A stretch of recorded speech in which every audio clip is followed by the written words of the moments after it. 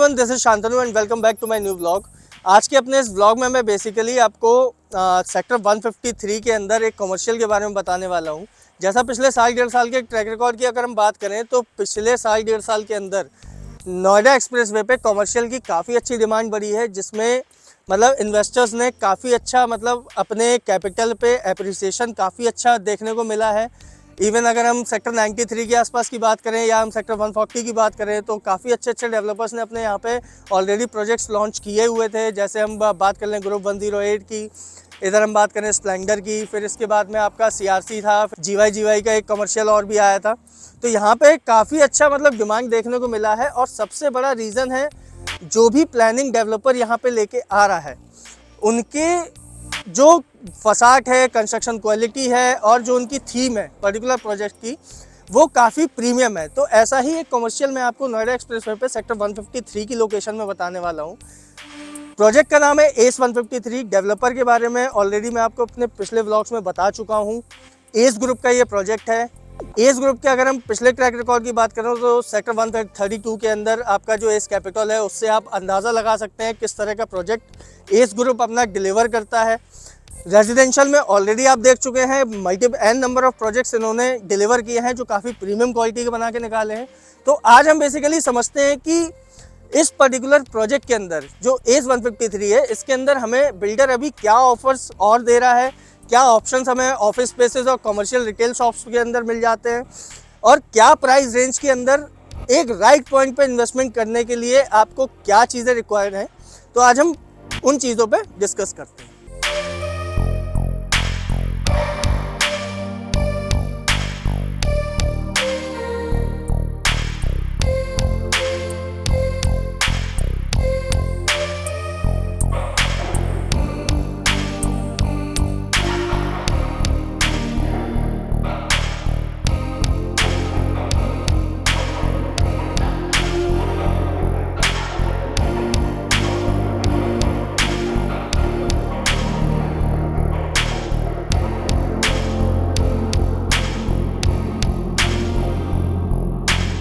तो ये जो प्रॉपर्टी है टोटल 5 एकड़ के लैंड पे है, जिसमें आपको मल्टीपल ऑप्शंस मिल जाते हैं, जिसमें आपको कुछ ऑप्शन आपको रिटेल का भी मिल जाता है।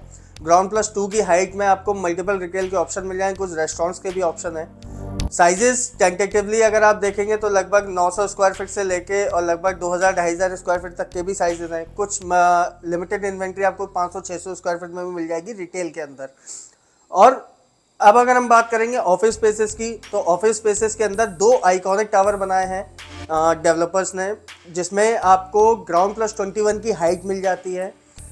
इसके अंदर अगर हम पर फ्लोर पे अगर ऑफिसेस की बात करें तो सिर्फ 15 ऑफिसेस इन्होंने पर फ्लोर हैं, जिसमें आपके 7 लिफ्ट के साथ में इन्होंने कॉन्सेप्ट दिया हुआ है। तो एक तरह से अगर आप देखेंगे तो 2 ऑफिसेस पे 1 लिफ्ट का प्रॉपर प्रोविज़न इन्होंने दिया हुआ है।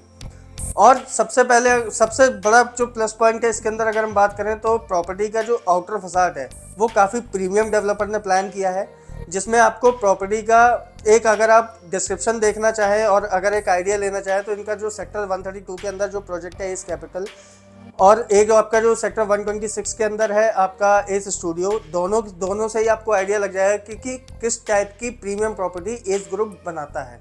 तो अब हम बात करेंगे इसकी यूएसपी की।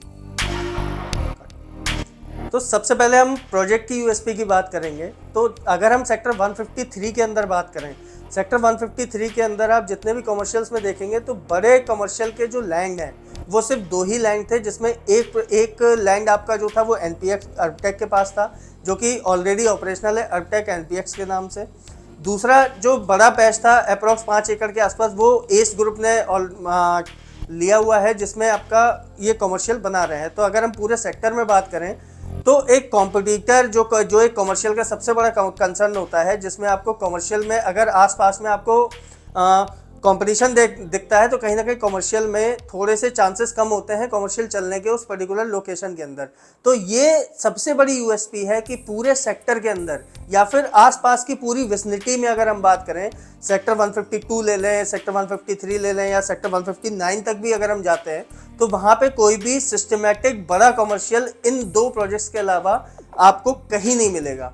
तो इस तरह से आप अंदाज़ा लगा सकते हैं कि एक पर्टिकुलर जो कॉमर्शियल है वो लगभग आपके 5 से 6 सेक्टर्स जो हैं वो उन सबको केटर कर रहा है।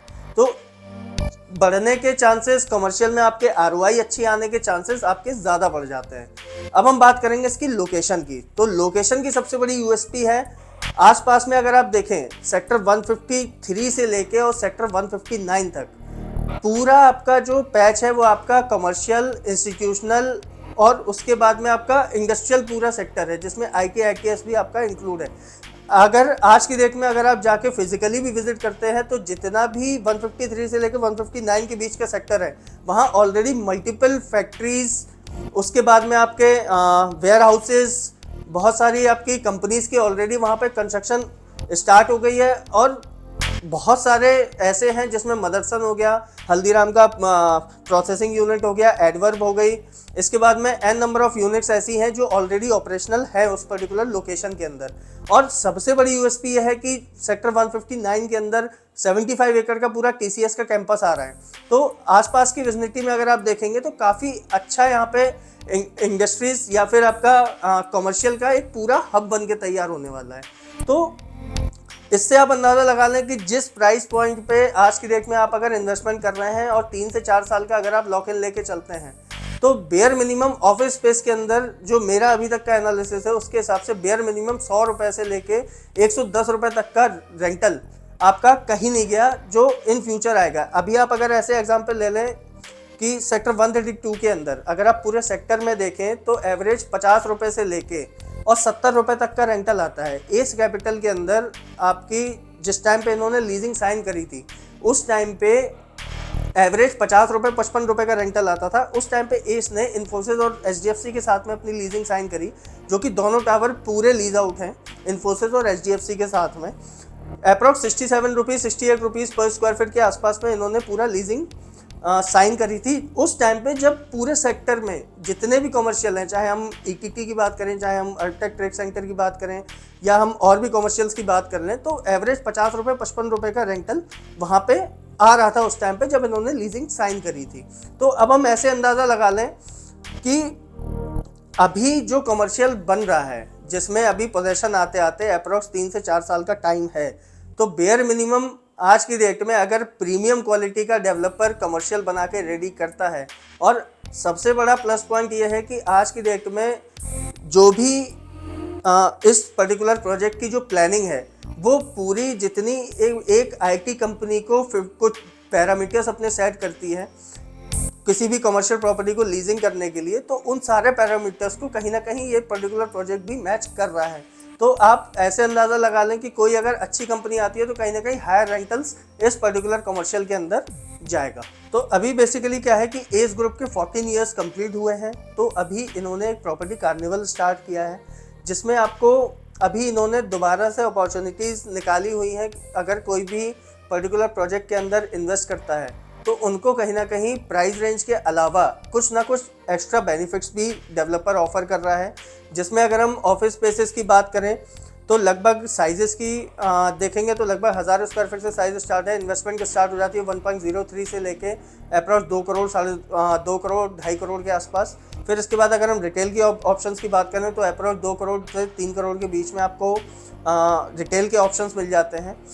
और अभी बेसिकली एक काइंड ऑफ ईओआई डेवलपर ले रहा है जो अप्रॉक्स 10 लाख रुपीज़ के आसपास की ईओआई ले रहा है, जिसमें अलॉटमेंट के टाइम पे कुछ ना कुछ एडिशनल बेनिफिट्स भी आपको जिस टाइम पे अलॉटमेंट होगी अगर यूनिट समझ में आती है तो एक्स्ट्रा बेनिफिट्स भी डेवलपर आपको ऑफर करेगा।